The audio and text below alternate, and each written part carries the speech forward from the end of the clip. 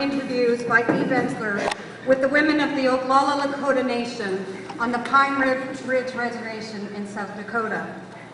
Their stories reflect the challenges that Native women face every day living in isolation and without resources. According to Stats Can, nearly 1/4 of Aboriginal women reported experiencing some form of sexual violence. This is 3.5 times greater than that for non-Aboriginal women.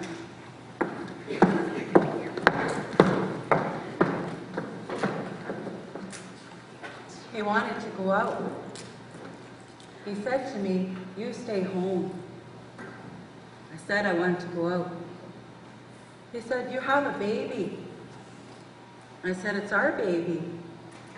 I laid the baby down. He probably felt my tension because he was whimpering, the baby. And I looked up and he slapped me. My husband. Not a blast that knocks your eyes blue. That came later. It was a smack, a hard domestic smack. And he looked at me. He was smiling. I couldn't believe it. He was smiling, and he slapped me again. His dad was vicious to his mother. I saw him smile. What was that? He was the nicest person. He had long black hair, combing his long hair. When we made love, it got loose, like before. He took me out to dinner. He made me go out with his boss.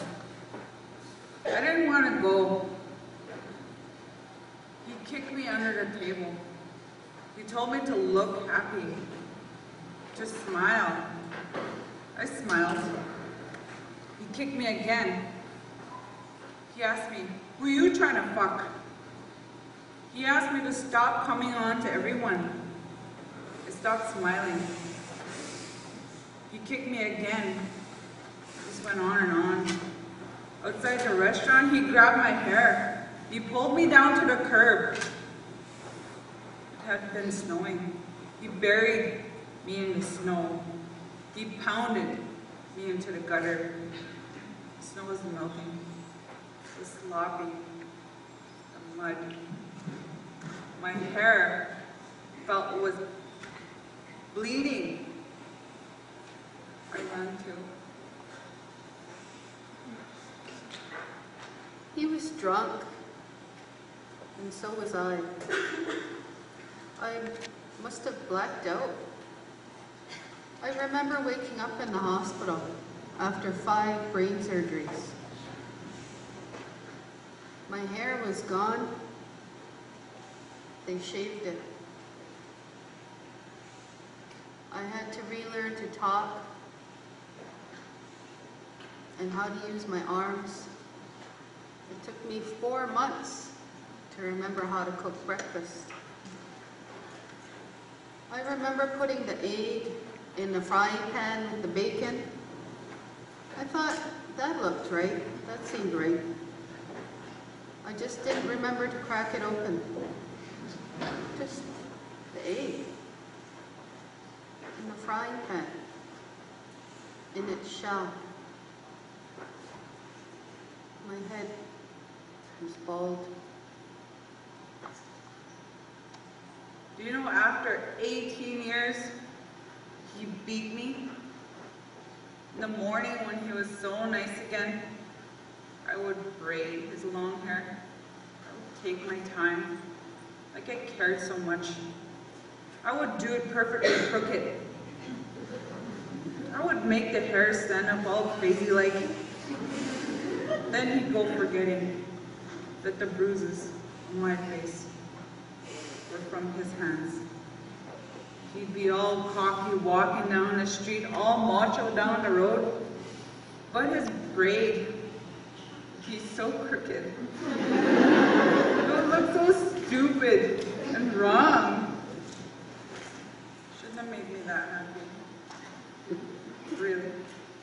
Shouldn't have made me that happy.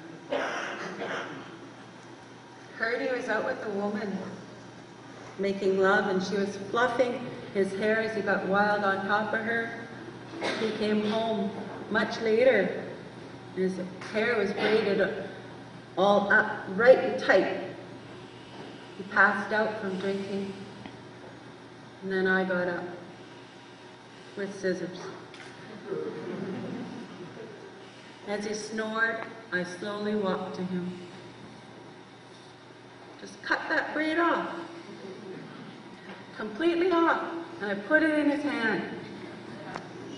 So that when he woke up, he screamed, "What the fuck? I'm gonna kill you." And he jumped up, and I tied his shoes together so he couldn't run. And I didn't go back to him for 3 years until I knew it, his hair's grown out.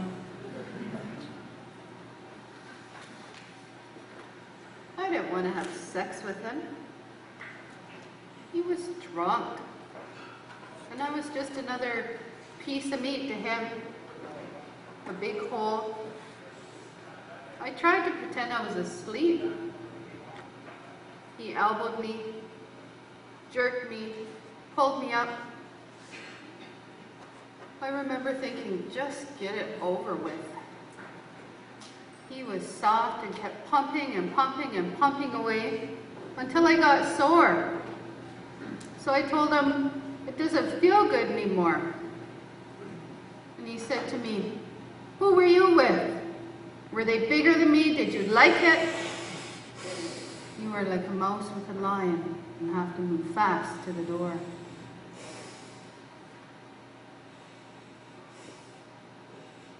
He picked me up like I was a rag. His eyes were numb. I could hear my son screaming. His mouth was open, and his tonsils, I could see his tonsils. My husband beat the shit out of me. He grabbed my long black hair, wrapped it in his hand.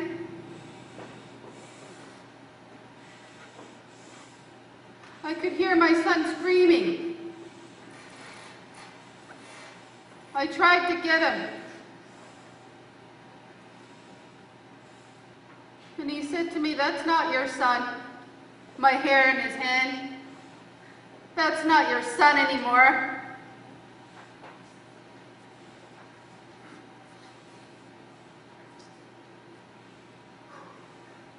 Now he calls me in the middle of the night, weeping,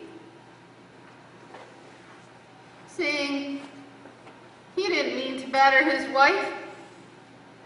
He didn't mean to beat her. He's suicidal. He knows what his mother went through. And he can't stop. My son!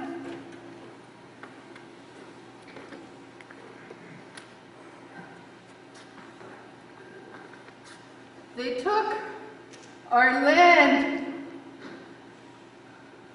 They took our ways. They took our men. And we want them back!